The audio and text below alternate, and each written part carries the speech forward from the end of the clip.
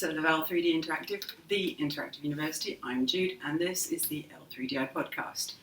Now, we're coming to you with some big gaming news from this week, so let's see what's been going on. First of all, we've had the information about the new update for Super Smash Bros.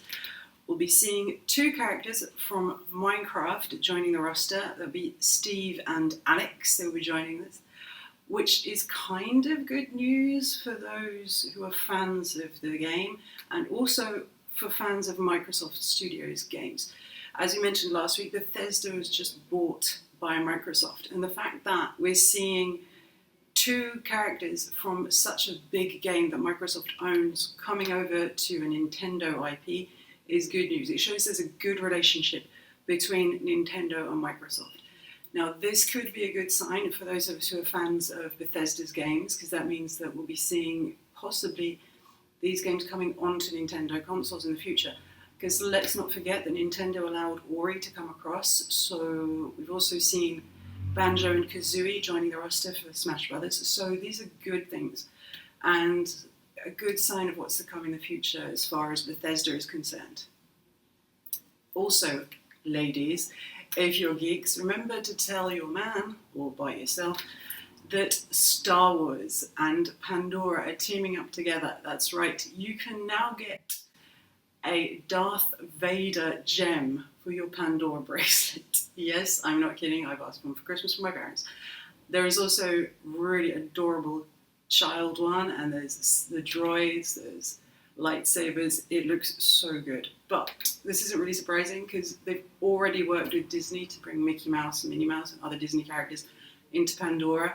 So it's a continuity of their partnership with Disney. But they're adorable. Do check them out. They're so good. Also, for those of you who are fans of the game Fall Guys, there is an update coming. There will be Season 2, which will be starting on Thursday, the 8th of October. The theme of this update is epic quests, so we can be expected to see things like knights, dragons, and other things like that in this quest. It looks pretty good, it looks pretty fun. The costumes are adorable, as always, with Fall Guys. And full disclosure, my brother works for the company, so, I'm biased, but there we go. Also, they've created a new obstacle for the latest update, and they've reached out to the fans on Twitter to find out if they can name it. The most recent obstacle that they added was Big Yeetus, which was named by the fans by getting yeeted all the time.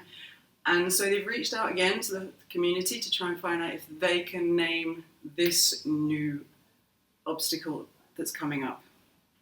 So a quick update when I'm editing. I just saw this on Twitter before I started. They've officially announced the name, and it's called Thick Bonkus. Also, we mentioned Pokemon last week, and there was a Halloween raid event that's going to be happening in Pokemon. So you can expect to see lots of Halloween-themed pocket monsters and other things going on there. Also, for those of you who are fans of cookery and retro gaming, a Toe Jam and Earl inspired cookbook has just been launched on Kickstarter. It's being launched by the people who brought the Legends cookbook, which is food based on the Legend of Zelda franchise, mostly based on Breath of the Wild cooking, and they've gone into so much detail trying to find out different recipes and create tasty dishes and drinks that everyone can enjoy and make quite easily at home. I have been following them on Twitter, and I have to say, the recipes look amazing, and if you enjoy cooking and food, then I would recommend checking it out. It'll be really interesting to see what they come up with Toe Jam and Earl. Hopefully there won't be any toe jam in the recipes. And also, here's some huge news come out of Japan as far as Sony is concerned. For the longest time in Japan, for the PlayStation controller, the circle meant to select meant okay, and the X meant no. This is because in Japan, when its answer is correct in a test, they will put a circle, and when it's incorrect, they put a cross. So we in the West have had cross being select and circle being back, and now Japan is going to be joining us. It's not always that happens. Normally we have to follow them and their way of doing things, but this time they're joining us and are logically doing things. So possibly quite a few confused Japanese gamers when the PlayStation 5 comes out. So yeah, basically it's an interesting development, and I think it'll be interesting to see where it goes. And I've said interesting far too many times in the last sentence. Anyway, that's all for this week. It's just a short one this time. Hope to see you guys soon. Remember to like, comment, and subscribe on the channel. Thank you so much for all your support you've given us so far. We've really been enjoying making these podcasts. We hope to get more people involved and have much more content for you as the weeks and months go on. We're working on some other ideas for other shows that we could do, so hopefully we'll have some more stuff going to this on this channel.